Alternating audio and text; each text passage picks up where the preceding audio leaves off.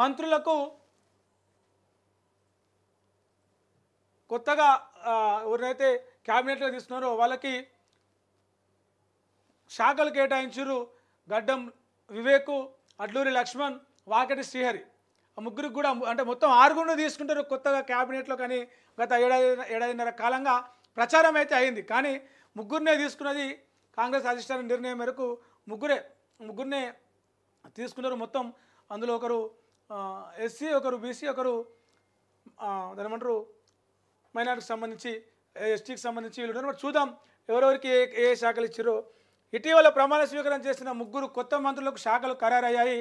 వివేక్ వెంకటస్వామికి కార్మిక శాఖ, మైనింగ్ శాఖ, అడ్లూరి లక్ష్మణ్కు ఎస్సీ ఎస్టీ మైనార్టీ సంక్షేమం, వాకిటి శ్రీహరికి పశుసంవర్ధక, క్రీడలు, యువజన శాఖలు కేటాయించారు. దీనికి సంబంధించి ప్రభుత్వం అధికారికంగా ఉత్తర్వులు కూడా జారీ చేసింది. బుధవారం రాత్రి సిఎస్ రామకృష్ణారావు తోటి సీఎం రేవంత్ రెడ్డి భేటీ అయి కొత్త మంత్రులకు సంబంధించిన వాళ్ళకి ఇచ్చిన శాఖలకు సంబంధించిన ఆ చర్చ కూడా జరిపారు. కాంగ్రెస్ అధికారంలోకి వచ్చిన తర్వాత దాదాపు అంటే చాలా లేట్ అవుడు ఇదే ఫస్ట్.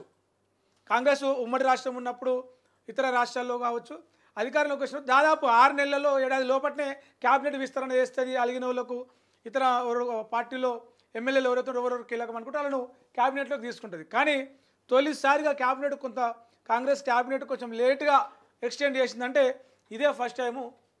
అయితే క్యాబినెట్లో 6 ఖాళీలు ఉండగా 3కి మాత్రమే మంత్రులుగా అవకాశం కల్పించారు. అయితే ఆ 3 కూడా సామాజిక నేపథ్యం ఉన్నవారినే.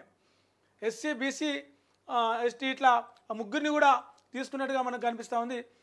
తన వద్ద ఉన్న శాఖలనే కొత్త మంత్రులకు కేటాయించినట్లు సీఎం రేవంత్ రెడ్డి చెప్పిండు. అంటే కొత్త శాఖలు ఏవి లేవు, తన దగ్గర ఏవైతే రిజర్వ్లో ఉన్నాయో, ఎక్స్ట్రా శాఖలు ఉన్నాయో వాటినే ఈ 3కి ఇచ్చారు. చాలా ప్రచారం కూడా జరిగింది. ఏమని మంత్రుల శాఖలు మారుస్తారు, కొంత మంత్రుల నివేదికలు తీస్తున్న మాట వాస్తవమే. మారుద్దామనుకున్న శాఖలు మార్చి కొంతమంది మంత్రులను శాఖలు బదలాయించాలనుకున్న మాట వాస్తవమే. కానీ ప్రస్తుతానికైతే 3కి శాఖలు కేటాయించడంతోనే కాంగ్రెస్ అధిష్టానం, సీఎం రేవంత్ రెడ్డి, పీసీసీ వీళ్ళంతా కూడా అక్కడ వరకే ప్రస్తుతానికైతే ఒక కామవేటర్ అని చెప్పేసి ఫుల్ స్టాప్ కాదు. మరి మిగతా 3ని పార్టీలోకి ఒక క్యాబినెట్లోకి మిగతా 3 మంత్రులను కొత్త వాళ్ళని ఎవరిని తీసుకుంటారు?